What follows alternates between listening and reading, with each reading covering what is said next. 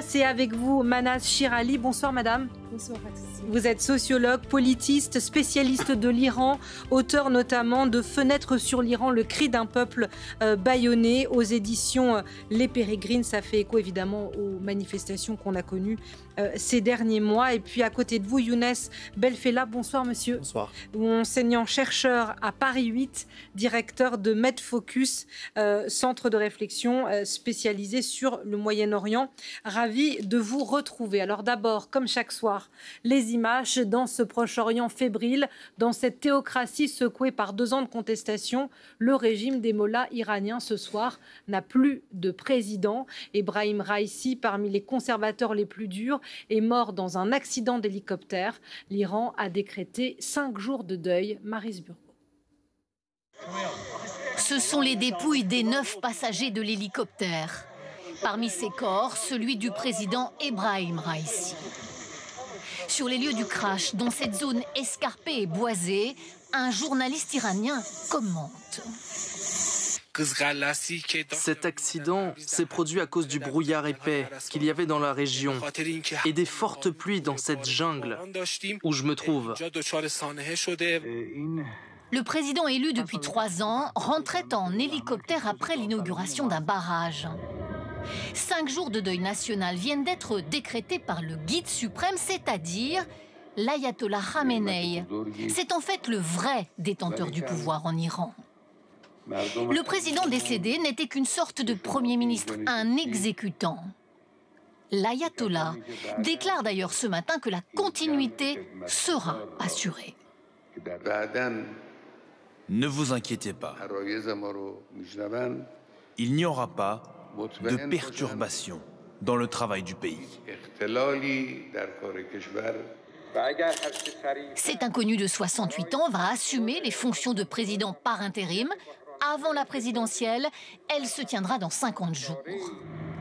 Dans les rues de Téhéran ce matin, face aux caméras, les Iraniens ne se risquent pas à dénigrer le président décédé et ultra-conservateur. Notre président était un très bon leader, que Dieu le bénisse. Mais hier soir, des feux d'artifice ont célébré l'accident d'hélicoptère. Un opposant au régime ose nous parler, mais à visage caché. Notre jeune génération est contente qu'il soit mort. Ça nous fait bien rire. Et on le dit sur les réseaux sociaux comme Twitter. Ebrahim Raïssi était en fait impopulaire. Il a systématiquement réprimé toute opposition. Et à Téhéran, nous vous retrouvons Siavosh Ghazi. Vous êtes notre correspondant. Quelle est la situation actuelle? Est-ce qu'il y a effectivement une fébrilité du régime ce soir?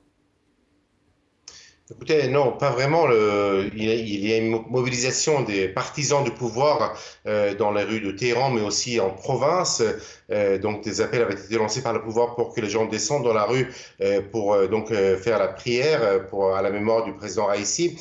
Donc, on constate que dans certains endroits à Téhéran, mais aussi en province, comme c'est montré dans les images, qu'on peut voir actuellement, il y a des fidèles qui sont donc descendus dans la rue pour prier à la mémoire du président iranien. Le pouvoir donc a ficelé les choses puisque la Constitution prévoit donc un processus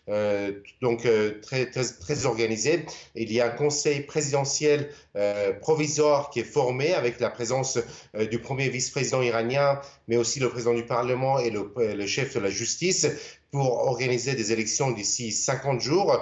Donc avec l'élection d'un nouveau président, il y aura des obsèques d'ici mercredi du président iranien.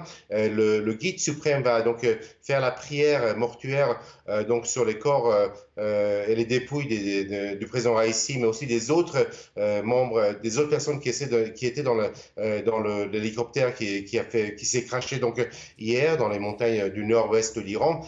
Donc tout cela est bien ficelé. Et d'ailleurs, les différents responsables du pouvoir iranien ont affirmé qu'il y aura une continuation, notamment celui qui remplace le ministre des Affaires étrangères, qui a affirmé qu'il n'y aura pas de changement dans la politique extérieure de l'Iran, notamment dans la région, avec donc le soutien de l'Iran aux différents groupes, notamment le Hezbollah libanais, le Hamas, les Houthis au Yémen, donc qui combattent Israël. Donc il n'y aura pas de changement donc à l'heure actuelle donc dans la politique régionale et intérieure de l'Iran. Merci beaucoup, Siavosh Ghazi. On comprend en vous écoutant tout ce système, cette organisation qui est mise en place pour justement, parce que j'écoutais Siavosh, quand on dit que rien ne va changer, rien ne va changer, rien ne va changer, est-ce que c'est pas parce qu'on a un petit peu peur que ça change quand même ? Non, je crois que c'est un événement... C'est verrouillé quand même, le système, là. Le système, il est très verrouillé, mais ce qui se passe aujourd'hui, c'est un événement quand même qui va avoir un après, c'est sûr. On est face à un régime dont le guide suprême, il est dans, je crois normalement, il a, 85 ans ou 86 ans. Ali Khamenei. Et donc, la succession de ce guide suprême pose beaucoup de questions dans le pays depuis des années, d'ailleurs. Ça devait être le... Enfin, on envisageait que le c'est un enjeu, effectivement. Donc, Raïssi, il était quelqu'un parmi les plus favoris d'être son successeur. En même temps, il y a son fils, Mujtaba, qui est il est le fils de Ali Khomeini, mais politiquement, son parrain, c'était Qasem Soleimani. Donc, et il a même eu beaucoup de grades dans les échelons. D'ailleurs, il est devenu un statut de Mujtahid et par la suite le statut de Ayatollah dans l'université religieuse de Qom. Et aussi, c'est un débat qui existe entre les gardiens de révolution et l'institution la plus influente dans le système face à d'autres institutions. On a vu des clivages avant entre Qasem Soleimani, entre Jawadi Zarif, qui était le ministre des Affaires étrangères. Aujourd'hui, il y avait un débat sur Raïssi, surtout après les manifestations de 2022. C'était la mort de Mahsa Amini. Exactement, et toute la mobilisation populaire. Maintenant, ce qui se passe aujourd'hui, c'est très important parce que je trouve que les 50 jours normalement annoncés, c'est les 50 jours les plus dangereux dans l'histoire de l'Iran depuis la révolution islamique. Exactement. Vous êtes d'accord, c'est un Game of Thrones. Je suis absolument d'accord. Ce qui est fascinant, cette histoire, tout est fascinant, tout est absolument extraordinaire. Monsieur Belfallah a rajouté, c'est un Game of Thrones, la fameuse série. En fait, il va y avoir le trône de fer et tout ça. Vous savez, c'est comme en chimie, il y a un précipité des problèmes qui s'imposent. Le régime iranien, comme le régime russe, a très peur des élections, ce qui est quand même assez étrange, puisqu'ils ont l'habitude de les truquer. Mais ils ont quand même très peur de cette mobilisation de la population qui doit se rassembler autour d'urnes, même truquées, qui tout à coup se met à parler politique et a le droit de le faire, puisque c'est une période électorale, qui a manifesté en 2022 et qui pourrait aujourd'hui saisir l'occasion pour exprimer son mécontentement, sans que le régime puisse véritablement trop intervenir pour enrayer ce type de problème. Donc, pour le régime, en ce moment, alors qu'en plus, il s'agit d'un moment stratégique pour l'Iran. Je rappelle qu'il y a 15 jours à peine, enfin un peu plus de 15 jours maintenant, l'Iran a envoyé pour la première fois de son histoire une bordée de missiles contre Israël. Alors on va y venir. Mais juste quand vous dites sur les 50 jours les plus dangereux, vous êtes d'accord Absolument d'accord. Absolument d'accord, parce que c'est un régime qui sera non pas impuissant, il ne l'a jamais été, mais qui devra choisir entre un processus électoral à conduire à son terme, éventuellement une répression de manifestations qui pourrait avoir lieu. Et c'est vraiment des moments très dangereux pour un régime comme le régime iranien. Alors, Manas Chirali, quand on a vu les images du crash, vous avez commencé à débattre avec Anthony Bélanger. Pour le moment, c'est un accident.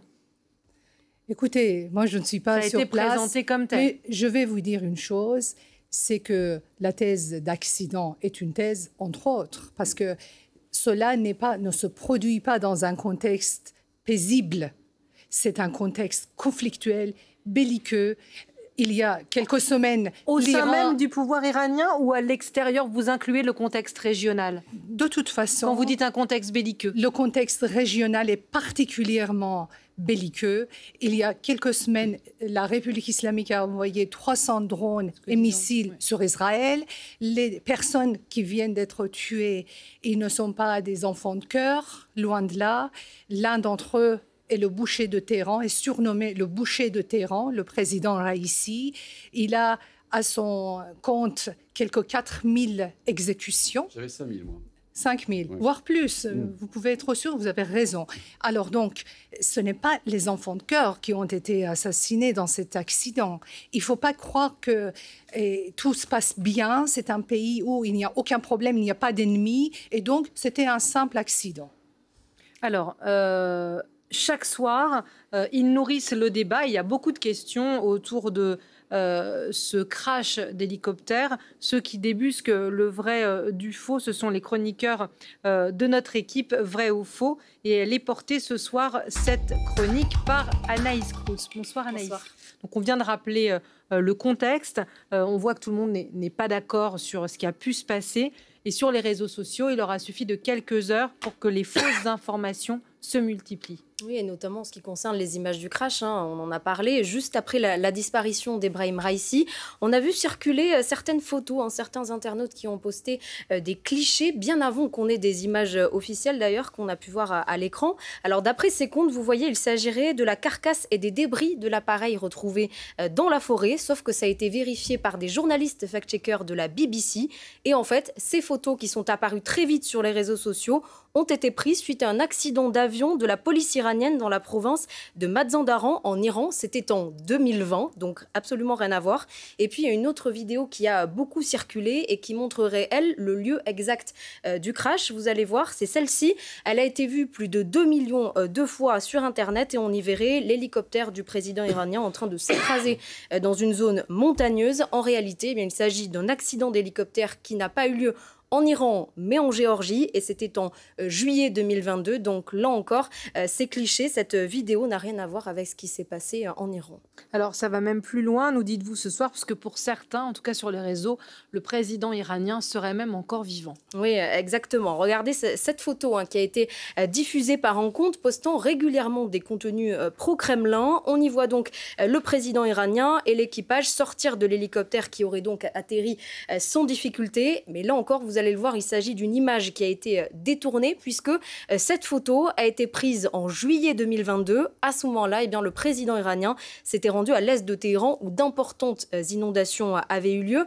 On rappelle, la mort d'Ebrahim Raïssi ainsi que des passagers de l'hélicoptère a bien été confirmée par les autorités du pays. Et ces fausses informations que vous nous débusquez ce soir sont même parfois annoncées par des médias, par certains médias. Oui, exactement. On va regarder cet extrait, puis on en parle juste après. Le Hamas aussi apparemment a réagi. Oui, alors le Hamas a réagi il y a quelques instants, en tout cas peut-être pas le Hamas de manière officielle, s'il peut réagir de manière officielle, mais en tout cas un groupe du Hamas qui s'exprime sur le Telegram affirme que le pilote de l'hélicoptère serait un agent du Mossad. Il donne même son nom, Eli Koptar. Est-ce que c'est vrai ou pas? Bien entendu, tout cela fait partie de ces rumeurs qui circulent. Voilà, vous l'avez vu, il s'agit d'un extrait d'un journal télévisé de la chaîne I24 News. Et le journaliste en plateau relaie cette information. Le pilote de l'hélicoptère serait un agent israélien infiltré du nom d'Eli Koptar. Une information assez étonnante qui a poussé... Il y a une drôle de sonorité quand même. Certains internautes, exactement. Si on voit pas le calembour quand même, c'est exactement. Certains internautes ont remonté le fil. Alors effectivement, cette affirmation, on la retrouve bien sur un compte Telegram. Elle ne sort pas de nulle part. Un compte Telegram des brigades Al-Qassam que vous voyez à l'écran, la branche armée du Hamas. Vous allez voir la traduction automatique qui apparaît simultanément. Il semblerait bien, on le voit, que cette phrase s'apparente plutôt à une mauvaise plaisanterie. On voit bien le jeu de mots hélicoptère si on parle d'un accident d'hélicoptère, mais cette intox pourtant assez évidente a été relayée telle qu'elle par la chaîne israélienne, la chaîne d'information continue. Merci beaucoup Anaïs, c'était très intéressant, passionnant comme chaque soir. Qui veut réagir à ce que disait Anaïs? Vous regardez vos visages et je vous voyais réagir. Il y a une chose qui me frappe beaucoup, c'est que l'histoire, vous savez, de Raïssi qui ne serait pas mort, en fait, ça rejoint un très grand mythe du chiisme duodécimain en plus, qui est le mythe de l'imam caché. C'est-à-dire qu'en fait, celui qui, à la fin des temps, reviendra pour sauver l'humanité, le Mahdi, et qui est donc le 12e imam. Et donc, le chiisme entier est porté par cet espoir de l'imam caché.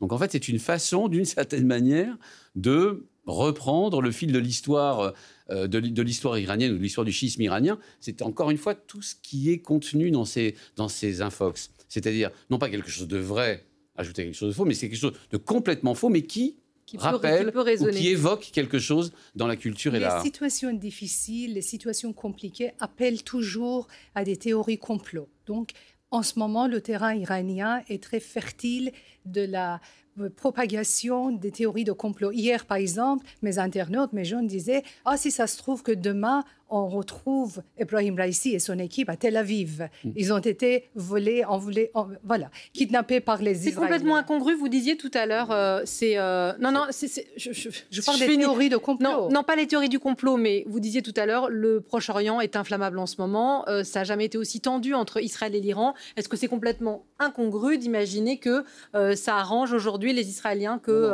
Je crois qu'il faut... la théorie d'Israël, elle est loin d'être vraie. Même les Israéliens ont nié. C'est pas un fait d'Israël. Et je crois même Washington, elle est au courant de ce qui se passe. Parce que c'est très intéressant qu'on voit les choses quand même avec un regard géopolitique. Ce qui se passe aujourd'hui, certes, il est lié à une crise de régime. On ne peut pas la négliger comme étant un facteur très important. Donc régime interne à Téhéran.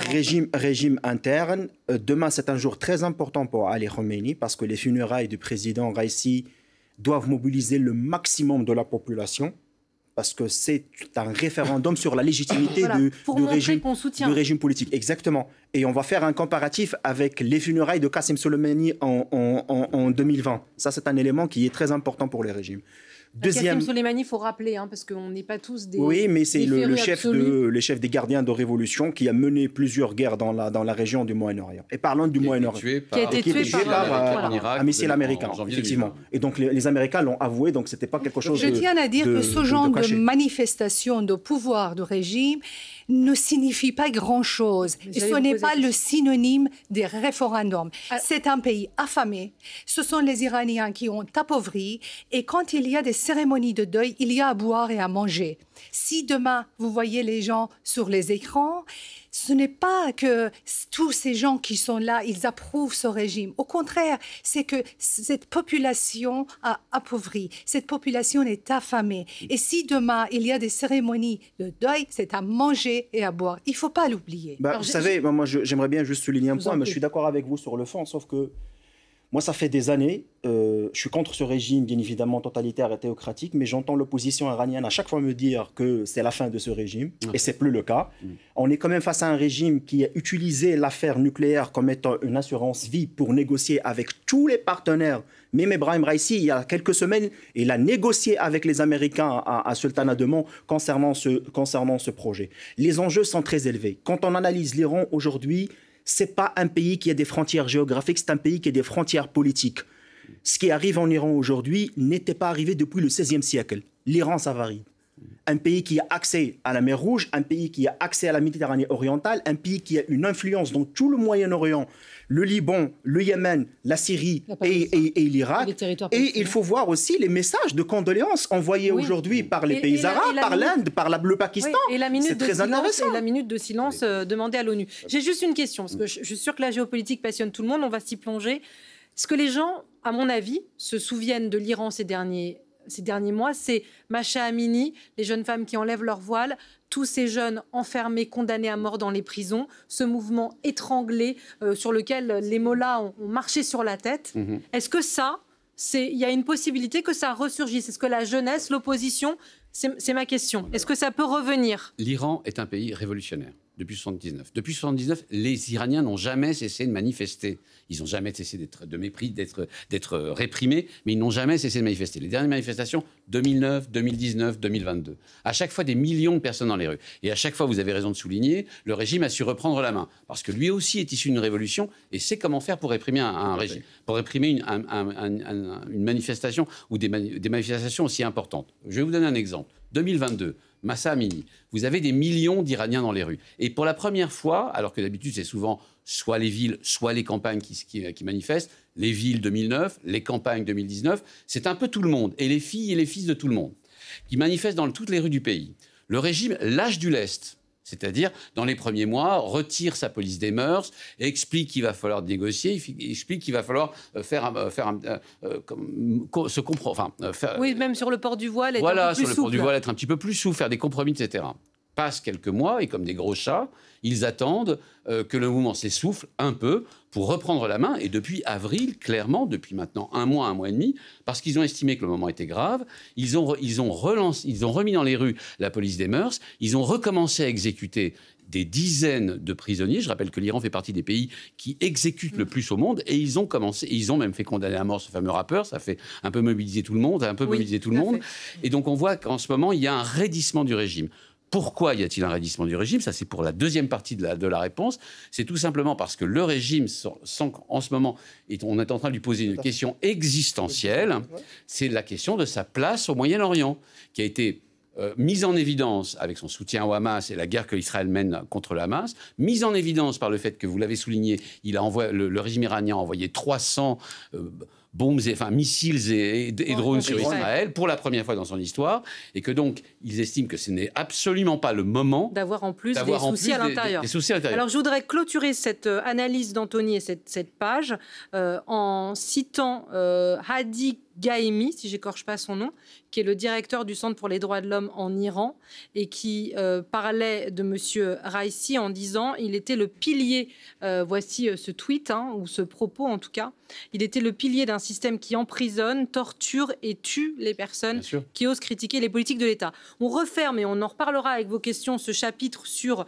On a compris que c'était un chaudron bouillonnant, ce régime des mollahs, et pas aussi tranquille et tenu que ce qui pourrait bien sembler. Vous me dites tous, géopolitiquement, ça va être très compliqué. Israël, l'Arabie Saoudite, les Émirats Arabes Unis. En quoi la mort du président iranien déstabilise, simplement, s'il vous plaît, Madame et Messieurs, est un facteur déstabilisant pour la région aujourd'hui? On est en face d'un régime qui n'est pas comme les autres. Ce n'est pas un régime qui repose sur ses membres, sur les ministres, sur son premier ministre, il n'a pas de premier ministre, mais sur son président de la République.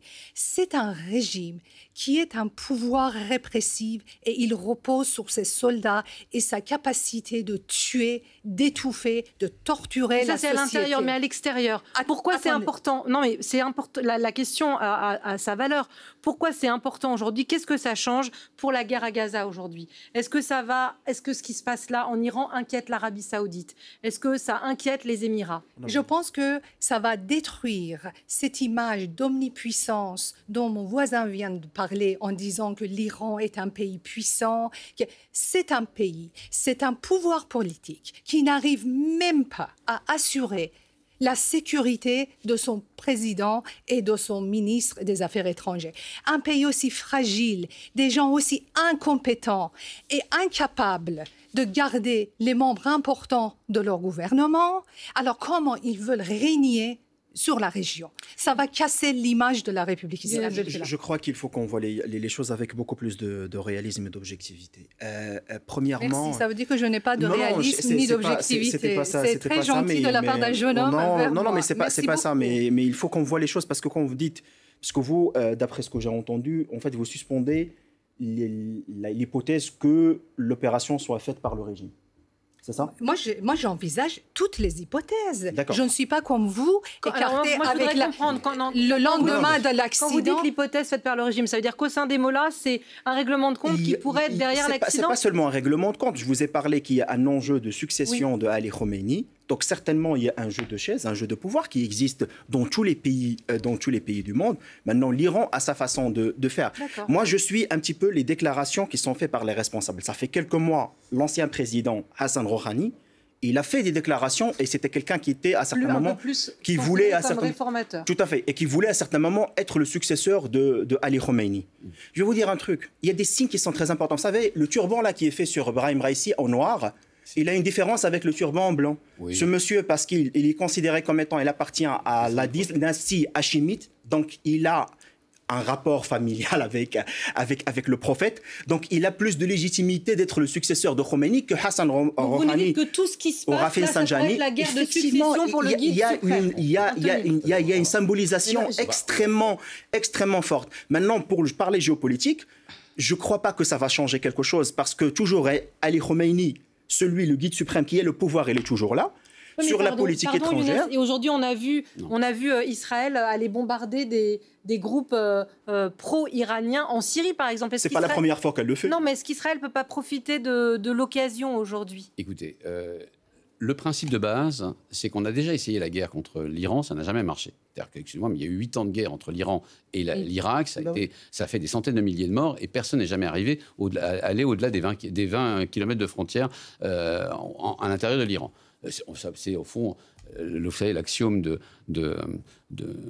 comment dire, du célèbre de Machiavel, pardon, qui disait « n'attaquez jamais un pays en révolution ». Donc, ce que j'essaie de dire par là, c'est que le point de base, c'est que l'Iran, c'est un géant démographique dans la région, 80 millions d'habitants, et que l'Iran, depuis 40 ans, essaye de montrer que sa révolution, ou sa version de la théocratie, peut s'exporter dans le reste du Moyen-Orient, au moins auprès des chiites du coin. Donc, ce que j'essaie de dire, c'est que dans les 50 jours qui viennent, c'est pas que que le régime va changer, c'est que l'Iran va être empêché. C'est-à-dire qu'il va y avoir une période de 2 mois pendant laquelle les dirigeants iraniens vont être avant tout préoccupés de l'intérieur, de leurs affaires intérieures, avant de se préoccuper de savoir ce qui se passe en Syrie. Aucun de vous répond à ma question. Alors peut-être qu'elle est très bête, mais est-ce que Israël, qui sort du 7 octobre, vous m'avez tous rappelé que l'Iran avait attaqué Israël récemment avec des drones et des missiles. Est-ce que aujourd'hui, même si Netanyahou vient de se voir rappeler à l'ordre par la Cour de justice internationale, est-ce que personne se dit en Israël ou ailleurs d'ailleurs, le pays est plus faible, on peut prendre l'avantage sur... On rappelle que l'Iran soutient le Hamas quand même. C'est extrêmement dangereux. Ça fait partie, si vous voulez, ça fait partie des hypothèses qui ont été agitées depuis le début, c'est-à-dire Israël pourrait en profiter. Mais d'abord, Israël et l'Iran se sont fait une explication de texte il y a 15 jours de ça, en s'envoyant mutuellement des missiles. Israël en détruisant une annexe de l'ambassade à Damas, et l'Iran en envoyant une bordée de missiles sur Israël, qui est déjà en soi une grande nouveauté. Donc il n'y a aucun intérêt pour les Israéliens. Israël a poussé un avantage qui n'en serait pas. Un avantage qui a de toute façon qui a abouti la dernière fois à plutôt un équilibre avec tout le monde est reparti content de sa propre réaction. Et je rajouterai à ça qu'Israël doit s'intéresser à chercher Yahya Sinwar et les dirigeants du Hamas parce qu'elle a d'autres choses à faire et qui sont plus urgents, à libérer les otages qui sont à la bande de Gaza plutôt que de voir la question iranienne. Mais vous me confirmez qu'il y a un lien entre Hamas, j'ai pas rêvé, il y a un lien entre le Hamas et l'Iran. Bien sûr, mais un lien beaucoup plus lâche qu'on l'imagine. Il faut être aveugle pour ne pas voir le lien entre le Hamas. Un lien beaucoup plus lâche qu'on l'imagine. Le Hamas a quand même une marge de manœuvre. Une marge de manœuvre stratégique extrêmement importante. Bon, par ailleurs, Israël, effectivement, est occupé en ce moment, on en a suffisamment discuté ici, entre, effectivement, vous avez raison, la guerre qu'elle mène au Hamas, mais aussi la guerre qu'elle mène en sous-main aussi contre le Hezbollah, ou les frappes qu'elle opère en ce moment en Syrie. Mais qui est liée à l'Iran aussi.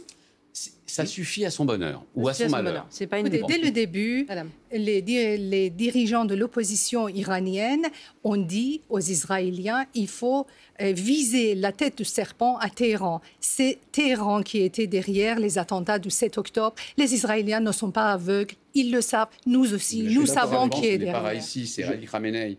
Exactement. Je suis d'accord avec vous, mais ceux qui détiennent le pouvoir de dire à Israël allez attaquer l'Iran, clairement, c'est les Américains. C'est les Américains. Il faut pas qu'on néglige que les Américains ont bien géré la crise. Le comportement de Biden était très rationaliste par rapport à ce qui s'était passé.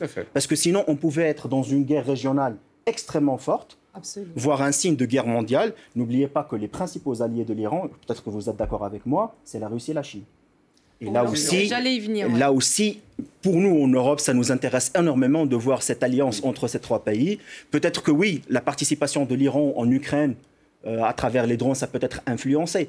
Mais là, par rapport à ce qui se passe au Moyen-Orient, je ne crois pas qu'il y a un grand changement parce que les gardiens de révolution restent toujours les maîtres de jeu dans cette affaire. Maintenant, il faut attendre un changement dans le régime. Et là où je suis d'accord avec vous, et certes, les manifestations, 1, 2, 3, 4 fois certainement, vont amener à avoir un changement. Ça, c'est sûr et certain, sans parler bien évidemment, et là, bien évidemment, je suis très, très solidaire par rapport à toutes les déclarations qui sont faites par l'opposition iranienne concernant les crimes qui sont faits par ce régime. Depuis des années, personne n'en parle.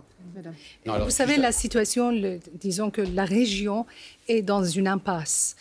Israël est pris par le Hezbollah, par le Hamas. Il sait qui est derrière les attentats du 7 octobre, mais il ne peut pas réagir parce que les Américains ne lui permettent. De l'autre côté, l'Iran aussi est dans une impasse. Les Iraniens ne veulent plus de leurs dirigeants, mais ils sont en face des gens qui les tuent. Et les Iraniens qui sont devenus trop modernes, ils n'ont pas envie de mourir. Ils veulent une meilleure vie, mais pour cela, ils ne sont pas prêts à sacrifier leur vie. Les Iraniens sont dans une impasse. L'Israël est dans une impasse. La région, l'Arabie saoudite est dans une impasse. Et ce genre de meurtre, d'accident, arrange tout le monde. D'où le déferlement de joie que nous avons vu depuis hier. Vous avez des témoignages Iraniens. dans ce sens-là.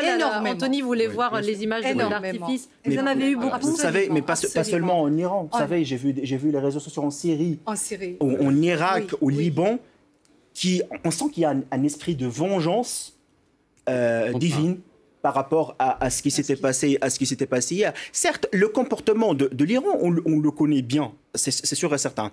Par contre, il y a aussi un autre élément que j'aimerais bien discuter avec vous, c'est l'hélicoptère, l'infrastructure, parce que je vois aujourd'hui Rouhani fait la déclaration que c'est à cause de l'embargo américain. Je vous interromps parce qu'on voit les images. Regardez, vous parliez de célébration, on voit ces feux d'artifice qui ont été notamment publiés sur les réseaux. Et Anthony, vous vouliez...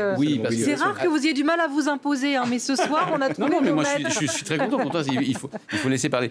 Ce que j'essaie de dire, c'est que la même analyse, tout le monde est dans l'impasse, peut conduire exactement à la conclusion inverse. C'est-à-dire que tout le monde peut être ravi, on le voit là, il y a des images effectivement de bonheur aussi qu'on a pu noter au Liban, où le Hezbollah n'est pas forcément aimé par tout le monde, en Iran, en Irak aussi, en Irak, en Syrie.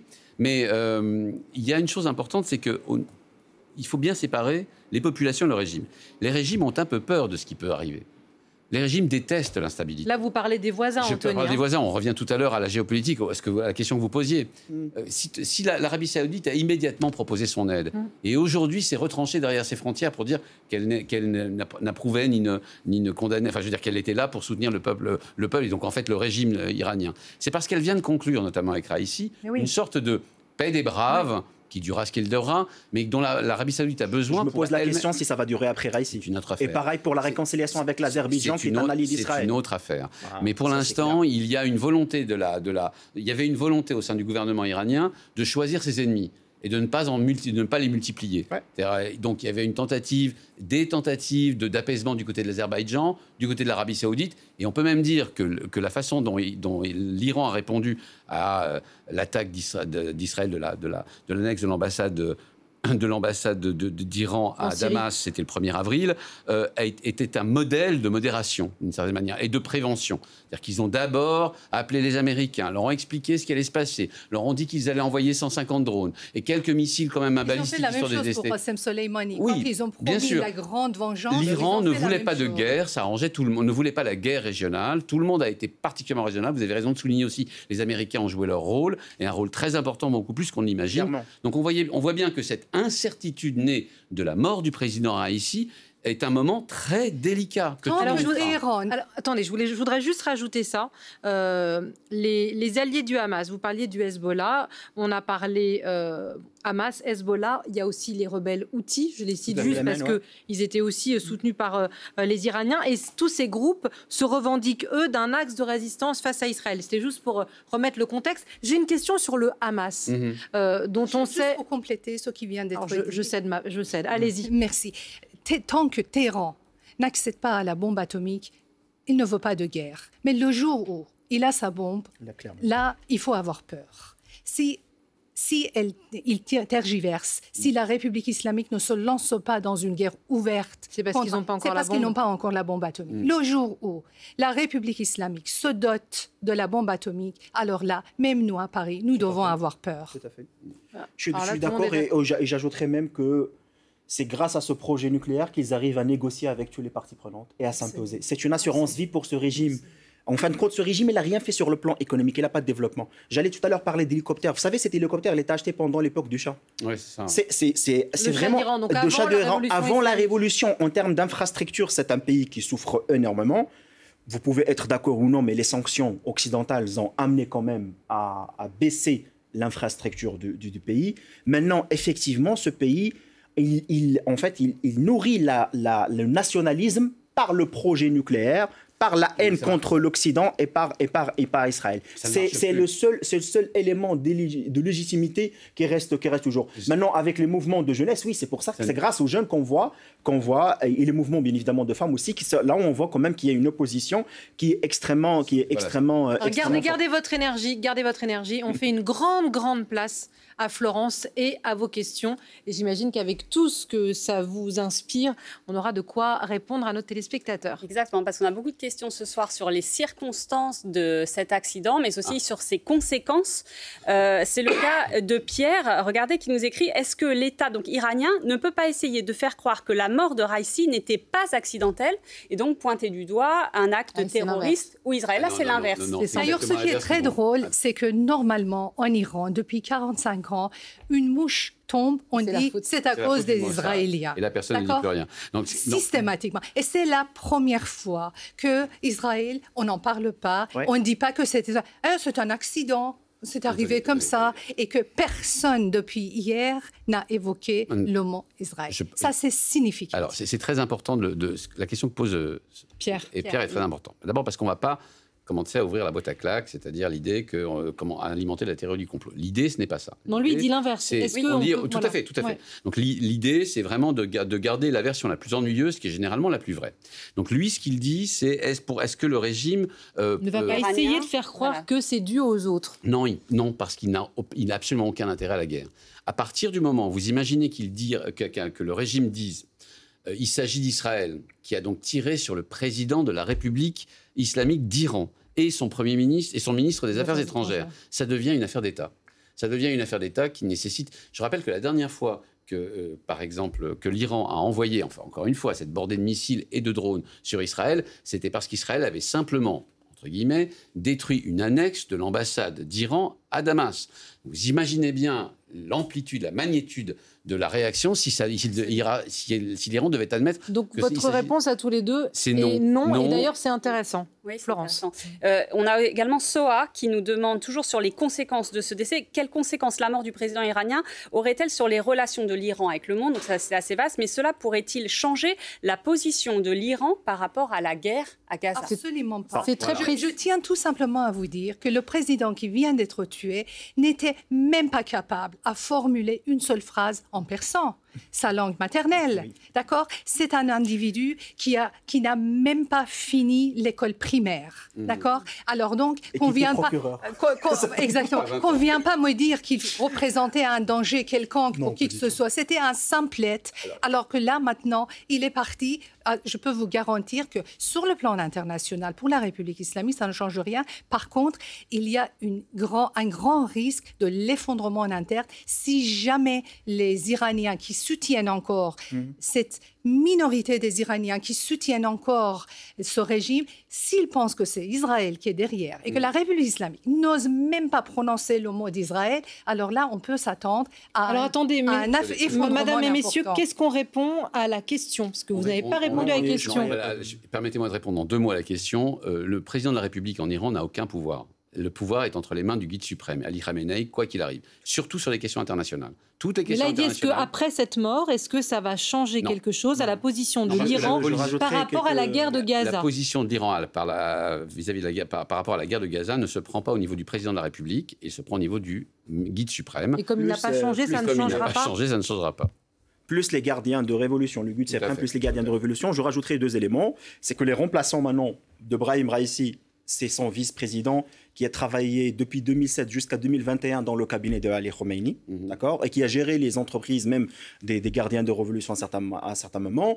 Et celui qui va remplacer le ministre des Affaires étrangères, c'était aussi vice-ministre qui a géré le dossier de négociation de l'arme nucléaire avec les États-Unis. Donc là-dessus, c'est la continuité. Pas de changement, c'est la continuité. Et c'est aussi le message que le régime veut faire passer. C'est la question de la continuité, parce que c'est la continuité qui assure pour le régime, soi-disant, sa stabilité, bien évidemment. Vous répondez du coup un petit peu à la question aussi de Nicolas, qui se demandait, peut-on espérer que l'élection d'un président moins radical dans les prochaines élections intervienne? Ouais, non, c'est intéressant. Est-ce que c'est possible? Parce qu'en fait, les Iraniens, pendant des années, ont cru à cette espèce de mascarade. Mais l'Occident, à certains moments. Et l'Occident, moi, je me souviens même avoir commenté assez merveilleux un président modéré. Mais oui, il y a eu Rafsanjani, il y a eu quand même, Anthony, des présidents qui étaient plus modérés. Qui correspondaient à des moments d'ouverture où l'Iran avait besoin, pour des raisons de sanctions, je rappelle que quand même l'Iran est un pays sous sanctions depuis 40 ans, qui avait besoin de respiration économique et qui avait besoin d'une meilleure gestion économique. Donc on confiait à des gestionnaires dits plus modérés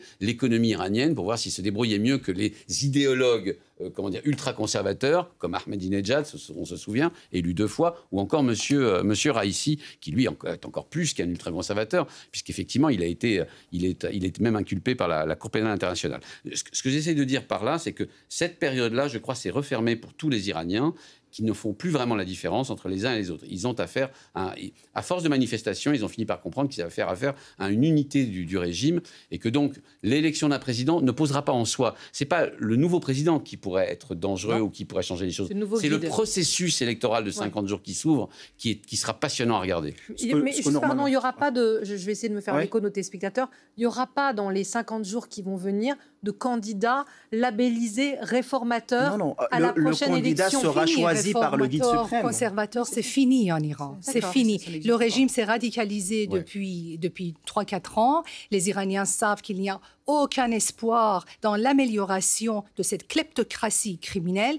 Kleptocratie, ce n'est pas une théocratie. C'est un système de mafia. Ce n'est plus du tout une idéocratie comme c'était après la mort de Khomeini. Là, la République islamique est une kleptocratie criminelle qui n'hésite pas à tuer ses propres ressortissants. Les Iraniens ne sont pas dupes. Ils savent à qui ils ont affaire. Ils savent qu'il n'y a aucun espoir dans ce régime. Juste un dernier mot. Le régime iranien a toujours tué. Et d'une manière générale, il y a même eu des périodes beaucoup plus violentes, comme en 1988, où 30 000 personnes ont été exécutées par le régime. Donc c'est pas nouveau le fait que le régime iranien tue. Par contre, ce qui est nouveau, c'est que Ali Khamenei a 85 ans. Et qu'il n'a pas du tout envie que sa fin de vie soit associé, surtout embêté par un modéré qui viendrait lui donner des leçons d'économie ou le contredire. Donc il a envie que ces dernières années de règne et de qu'il a envie d'une courroie de transmission au ministère à la présidence de la République iranienne. Quelqu'un qui lui ressemble. Raïssi lui ressemblait. Qui était le cas avec Raïssi. Qui était une caricature de lui-même. Ce qui est nouveau dans la République islamique, vous avez parfaitement raison, la République islamique a toujours tué, même au début, il a plus tué que maintenant, elle n'ose pas le faire. Ce qui est nouveau, c'est que depuis 2019, la relation entre le pouvoir et la société est coupée. C'est vrai. Et là, le régime ne négocie plus. Le régime, la seule réponse qu'il sait donner, c'est la violence. C'est ça la différence. Et c'est pourquoi je dis la République islamique s'est radicalisée. Et c'est un régime radicalisé qui n'a plus du tout relation avec sa propre société.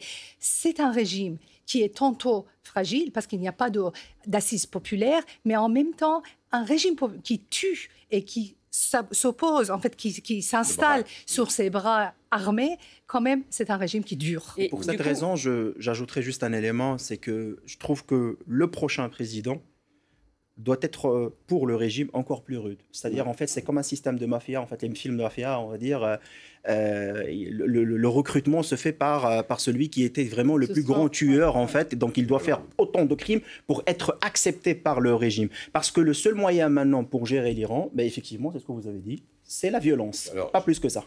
On a Eric du coup, qui se demande, peut-on s'attendre à une révolution du coup, en Iran avant les élections? Mais la révolution est permanente en Iran, comme dans tous les pays révolutionnaires. On l'a vu en Algérie, on le voit en Iran. Pardon, non, mais Anthony, pardon, oui, sans doute. Mais les jeunes qui ont essayé de manifester, de faire la révolution pendant 2 ans, ils n'ont pas réussi. Non, mais attendez. Ce qui est caractéristique des pays révolutionnaires, c'est que d'une part, le peuple a appris à manifester et à tenter de s'imposer, mais le régime qui a récupéré la révolution, qui vient lui-même de ce mouvement révolutionnaire, c'est comment les mater. On le voit en Algérie. L'Algérie manifeste tous les 10 ans. Tous les 10 ans, ces manifestations aboutissent à un échec. Ou aboutissent, on l'a vu avec le mouvement Hilak, par exemple, le dernier. On a un peu le même processus aussi en ce moment en Égypte. Vous avez régulièrement des manifestations, où petit à petit, les peuples apprennent et finalement, les régimes tombent. Mais ce que j'essaye de dire, c'est que pas de révolution avant les élections en Iran. Déjà, parler de révolution est quand même assez osé, parce qu'une révolution se juge après. Alors, on va voir une fois que le régime tombe. Ce qui se passe en Iran, il y a des révoltes successives. Il y a des révoltes successives. Magnifique, d'ailleurs. Mais est-ce que vous pensez que... Parce que là, la question que je pose, c'est que oui, c'est un peuple révolutionnaire, d'ailleurs, clairement. Mais malheureusement, par rapport à ce qui s'était passé en 2022 ou même en 2019, je crois que l'Occident n'a pas soutenu ces révolutions. C'est ça, pour moi, mon ressenti. Parce que, effectivement, entre la négociation concernant le projet nucléaire, la diplomatie des otages, que l'Iran excelle et qu'elle fait énormément avec les Européens, les pays n'arrivent pas, en fin de compte, et surtout l'Occident, je parle de l'Occident, à soutenir clairement les manifestations en Iran. Et on l'a vu dans plusieurs phases. En 2009, Barack Obama aux États-Unis, il a refusé clairement un soutien vers l'Iran.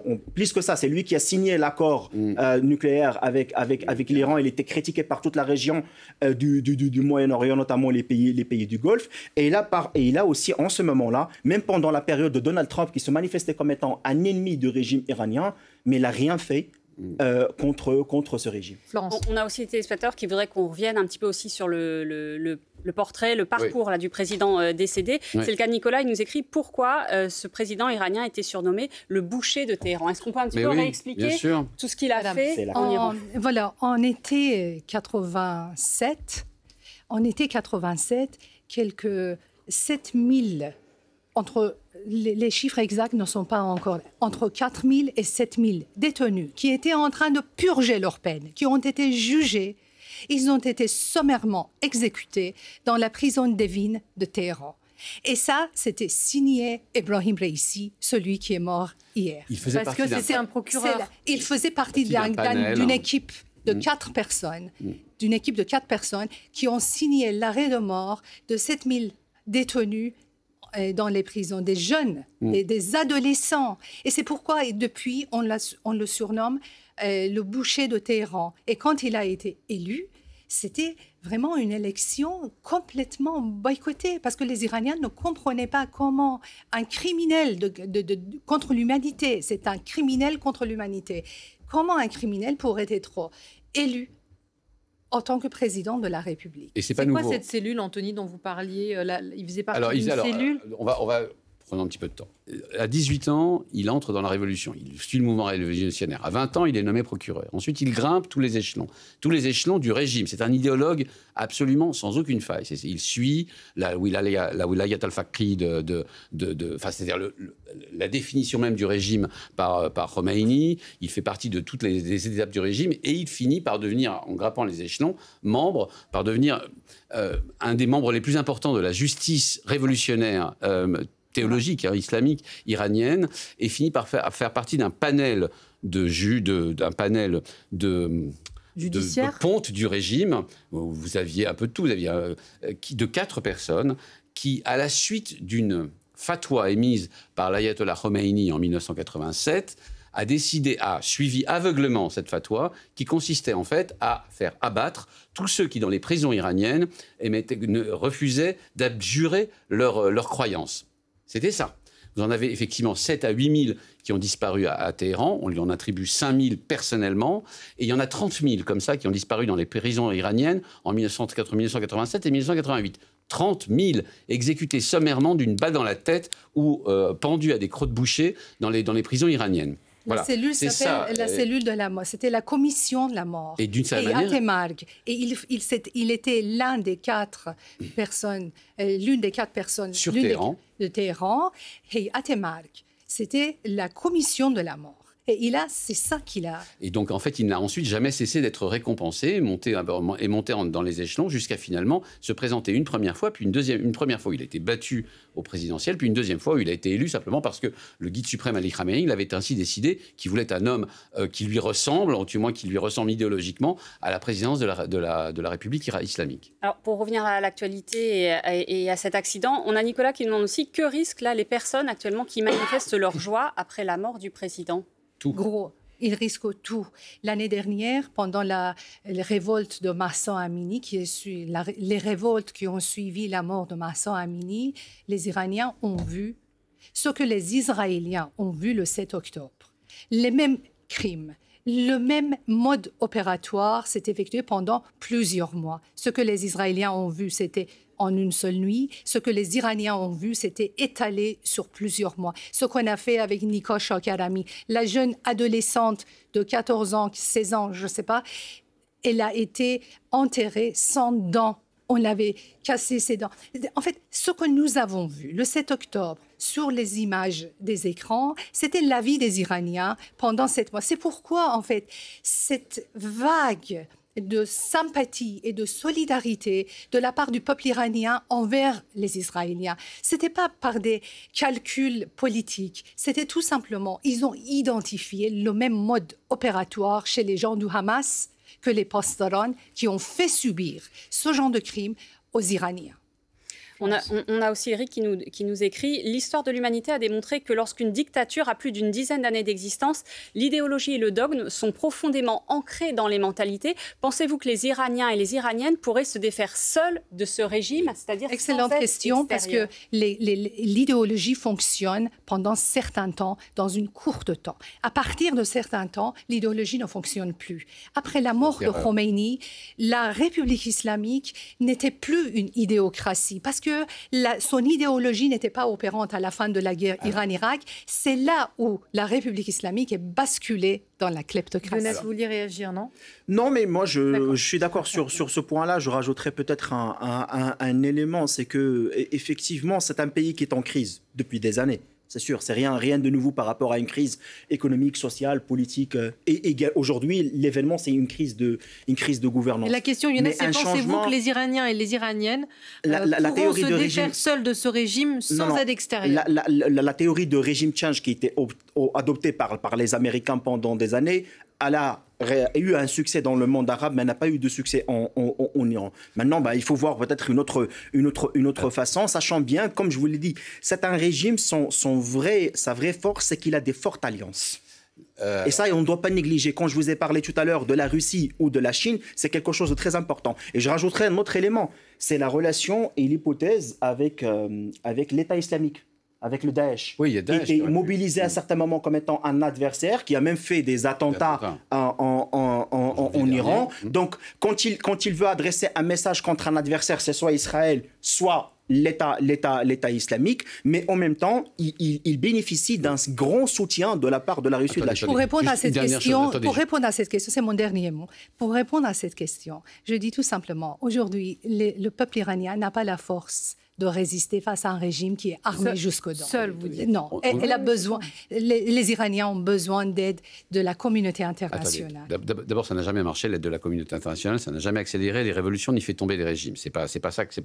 L'Iran est un grand peuple. Les Iraniens sont un grand peuple millénaire qui essaye de montrer qui essaye au travers de tas de régimes, de montrer leur importance régionale donc